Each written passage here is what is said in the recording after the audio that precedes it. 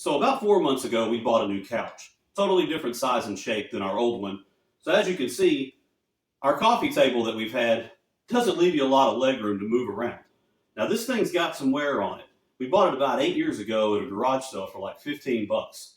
So it's definitely, we got our money's worth for sure. It came a little distressed and painted like this. Now we've certainly had some scuff marks and paint chips between teenagers and dogs and just life. We've put it through its paces. After many stubbed toes, and my wife asking me to get a new coffee table or to make her or build her one, I think I better do that before I do any more shop projects. Now, we were going to build one. I was going to do it out of old barnwood. Thought it'd be something really cool.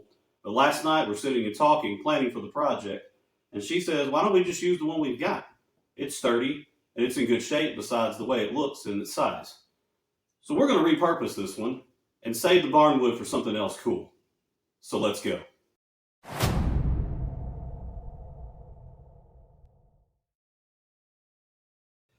All right, now, the first thing we obviously need to do is get this thing taken apart, take the legs off, get the skirts off, because we're going to do some modifications to the skirt. Obviously, we're going to make the table a different shape. So the plan is to make this thing round, and we'll see what happens.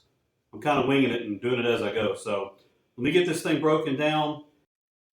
While I'm breaking this down, I wanted to say thank you to all of you that have watched, liked, and subscribed to the channel. I've been truly overwhelmed in a good way. So if you've watched the other videos that I've done so far, this one is obviously a little longer of a format. My goal is to give you a little more realistic view into the process and not something that was just all polish and shine. Let me know what you think. Since this YouTube adventure is pretty new, I'm just trying out different things. Well, all right, that didn't take very long. So we got the skirt off, the legs off.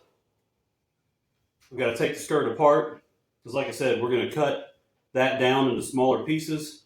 We'll still be able to use all the same screw holes, screws, hardware, and everything. We're just going to make it a little smaller so once we cut the table down a little bit, it fits it better. So, time for everybody's favorite thing. We got to get all this old paint off. I'll be back.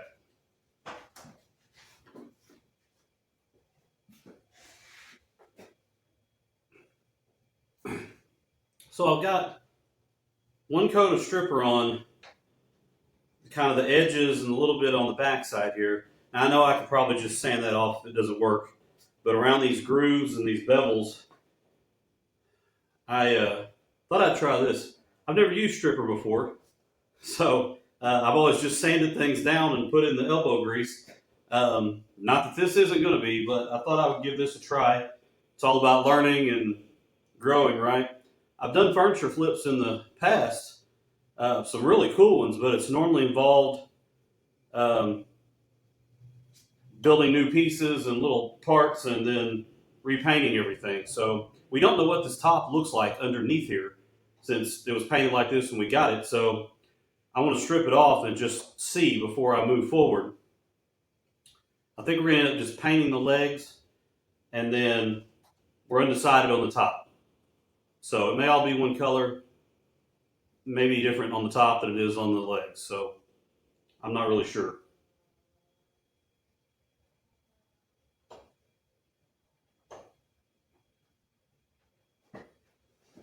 I just realized how stupid this is.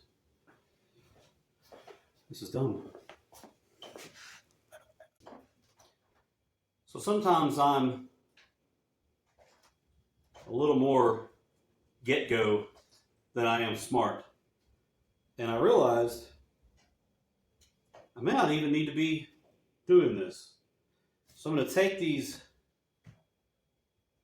thinner kind of underskirting off because I really need to cut down the main part here, the main panel. And I'm not even sure yet how much of this I'm going to be using.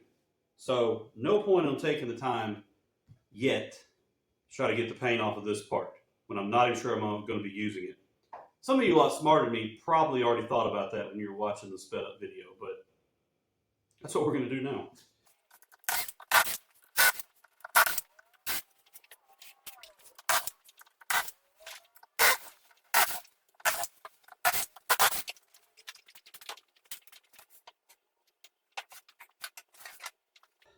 So, for all those brain farts I just had,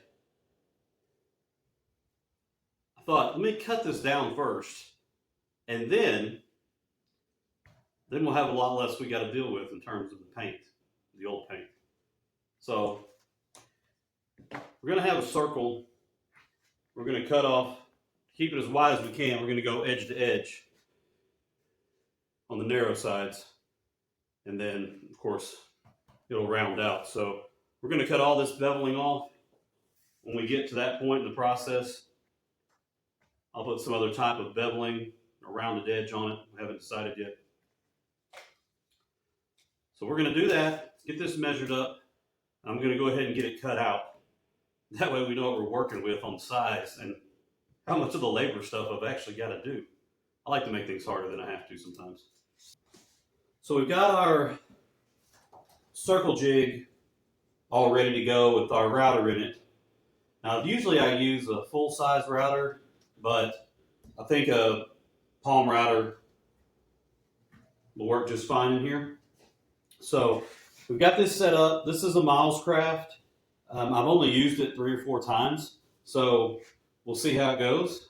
Should be just fine. It worked well the times before. Pretty simple to set up. You can check those out if you're in need for something to help you cut circles out. So typically when we're cutting out a circle, you want to take your piece, you mark center, and then you set your Miles Craft jig to whatever measurement you need. On this one, we're going to do about 34 inches. That brings me in a little bit inside of the beveling and the scalping on both sides. And so that's how we're going to start. This jig, you actually do drill in a little bit. So I always like to cut from the bottom side of my project. That way we don't have to fill the hole and cover that up and hide that on the good side that you're going to be seeing the top side. So I'm going to get this circle cut out and get this going. And when we get it cut, we'll see how it looks and see how the wood looks around the edges as well, and see if we got to do any touch-ups or trim, or if the router does a good job by itself. All right, so I'm just going to kind of measure and get my center here where I want to set the circle jig at. You screw this little piece in the back, and you're going to set the circle jig on the end to it. So, little tip, put it in the back side of your piece. That way you don't have to worry about wood filling and have a little hole in the part that's going to be seen. So I do like to go around and vacuum out the groove that we make with the router after each pass. That way you can kind of see what's happening. And then we're going to take one more round. Usually it takes a few to get it going. Now some of you may notice here that are familiar with the routers, I'm going backwards on this last pass. That was because I was getting hung up or stuck on something going around on the one side. So we went the other way and it came right out. So we're going to take that out, flip it over, and it looks like we just have a little bit of paint on the edges, a little bit of smoothing we need to do.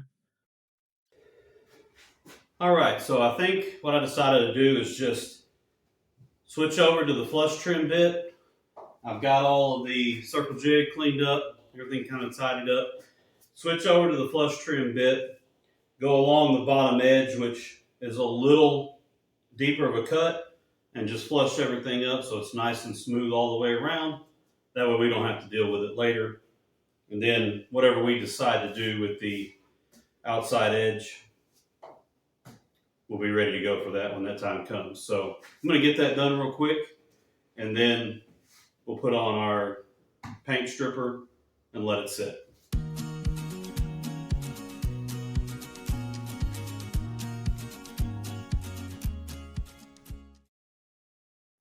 Now, I know someone is asking the question, isn't this a woodworking channel? Well, yes, it is. But I named it More Than Sawdust for a reason. Like I said in my first ever video, along with woodworking, I'm also going to sometimes talk about faith and family and really a variety of things. And since you all are being so kind as to spend your hard-earned time watching this channel, I want to occasionally give you an insight about who you're watching when outside of the shop. If it's not your thing, you can definitely skip ahead a few minutes back to the build. So, I probably should be inside working on the legs or the skirt of the table while the paint stripper's doing its thing on the top. But Since my back surgery a few months ago, I've missed most of hunting season this year. I went a little bit at the beginning of November, but I haven't been since then. So I've got a week left, week and a few days, and I'm going for a couple days next week. I finally got to where I can pull my bow back without it hurting me, and so we're going to see if we can get something in the final week. But I haven't shot this thing in months, so I thought I'd take my break, come out, shoot a little bit at the bag in my backyard. I can do up to about 25 yards here before I run out of room. So I thought I'd shoot a little bit while during my break and just see where I'm even at before we get out in the woods. Now, for you that are into hunting or bows or bow hunting or anything, let me know what you got and you shoot. I love archery. I love bows. I just got a recurve for Christmas. Hadn't got to shoot it yet, of course, but I just got one. This is a Prime Inline 3. I've had it for several years. It's the only bow that I've really hunted with, so I like it. It does well. And so, like everything else, like in my shop, I'm rolling with it till it quits working, right? If you don't like hunting, you can definitely skip ahead till we keep working on the table.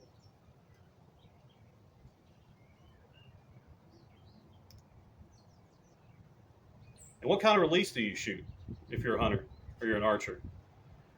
Shoot a thumb button? Shoot a wrist strap? What kind of release do you like?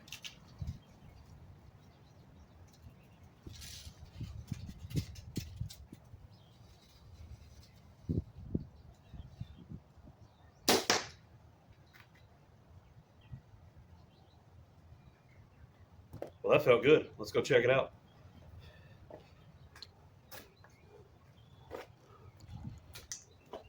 Ignore my really messy backyard. It's wintertime. Haven't done anything with it since the fall.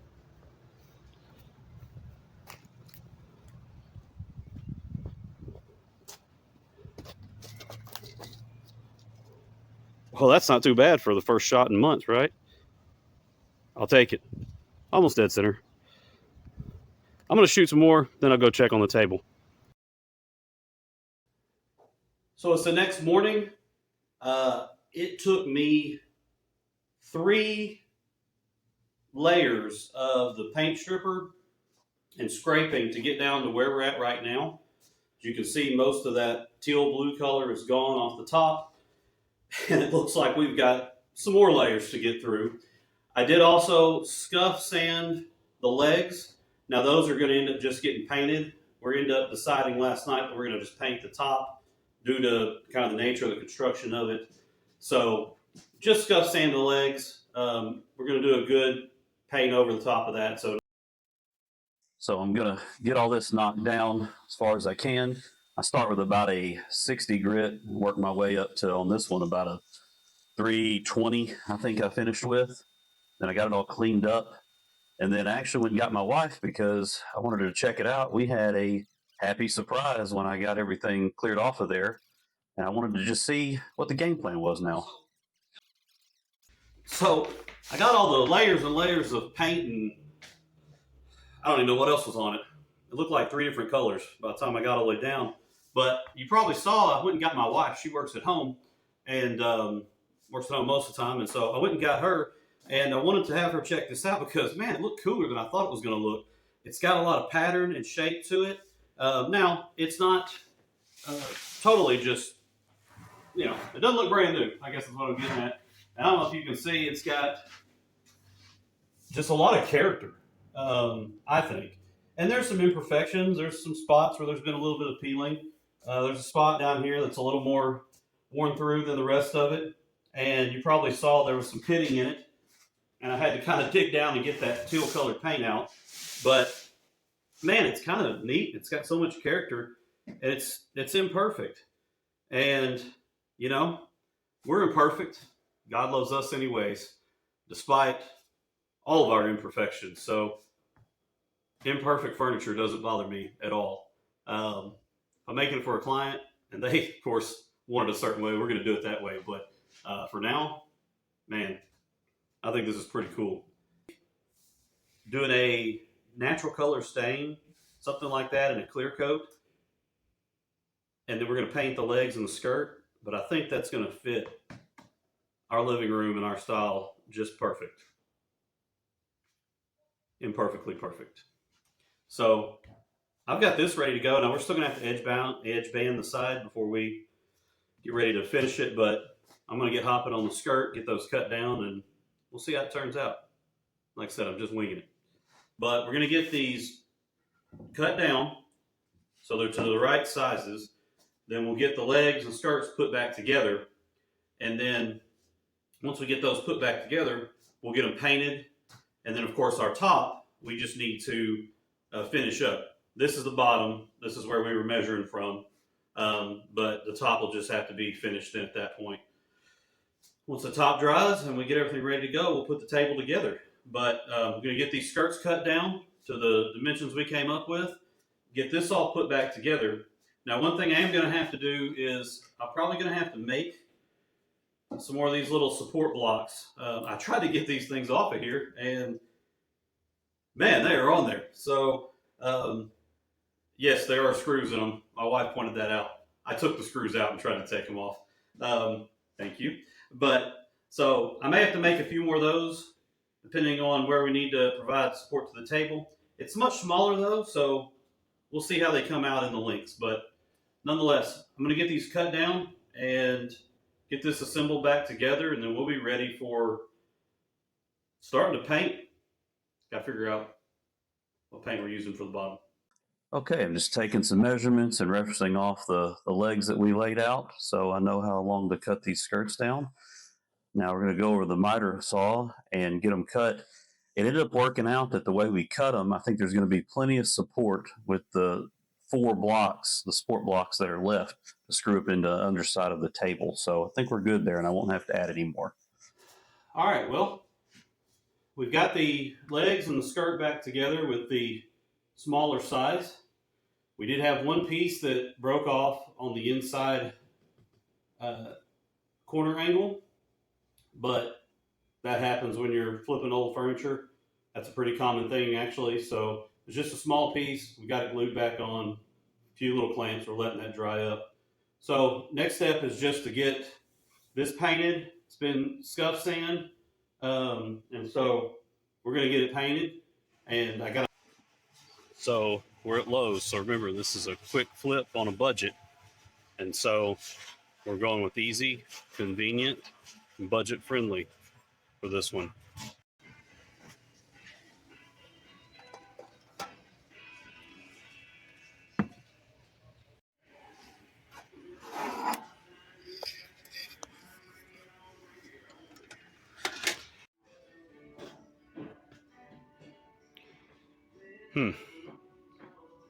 White birch, red oak.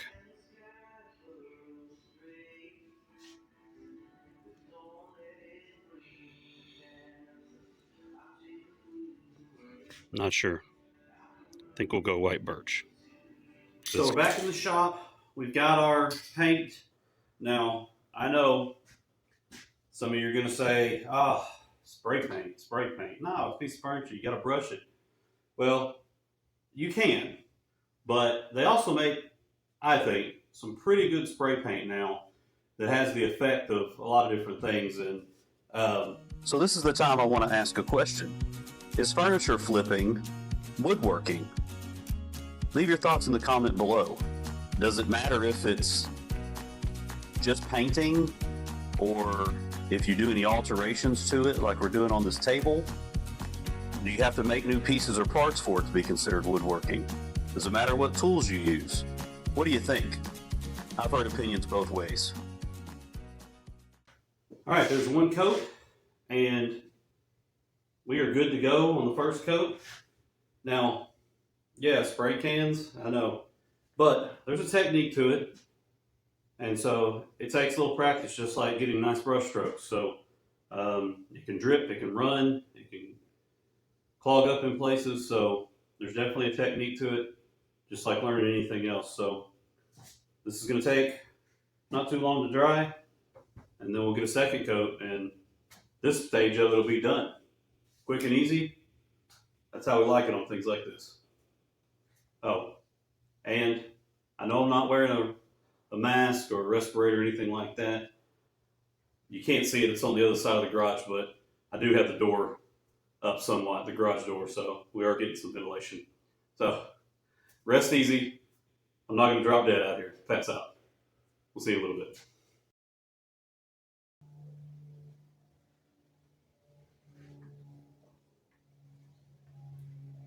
Oh, hey, good morning. I was just ironing my favorite hoodie before the date day with the wife today. So I guess while I'm out here and I've got this iron, I can go ahead and knock out this edge banding. Now I did have to run to Lowe's last night and get another color. That white birch I picked out yesterday just was going to be too light. So I ran and got the oak.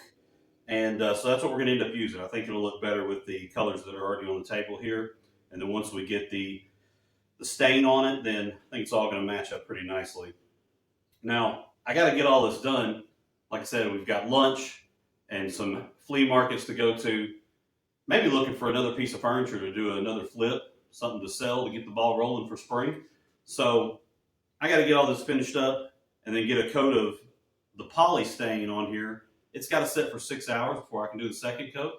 So being gone on the afternoon, that'll give it time to set. So I got to get all that done before I can get out of here, or before she'll let me eat lunch. I better get going. All right, we're getting this edge banding put on. Now there's a lot of detailed videos on YouTube how to do this process, but it's real simple. It is easier on a flat surface like the front of the shelf than it is a round object, but it can still be done with a little more patience. And then I'm just taking a little bit of like 400 grit sandpaper and just touching up around the edges. They also make devices to do this, but I couldn't find mine. And so now we're hitting it with a sander, just making sure everything's flat, even at the very edges of the table. All right, so I don't know what the other camera caught or not. My card apparently filled up at some point in time. So, but where we're at now is we've got, you can see this is wet. We've got the poly shade, the Minwax poly shade stain, one coat put on here. I did notice that it's probably going to be lighter on the edge banding that we finished off with. So where the top here is going to get 2 coats, we may end up doing a 3rd coat on the side edge banding just to try to make it a little bit darker. We'll see how it looks when it all dries. You know how stain and paint and everything else is. It looks different once it's totally dry. So we're going to go through the process and we'll head out for lunch and the date day.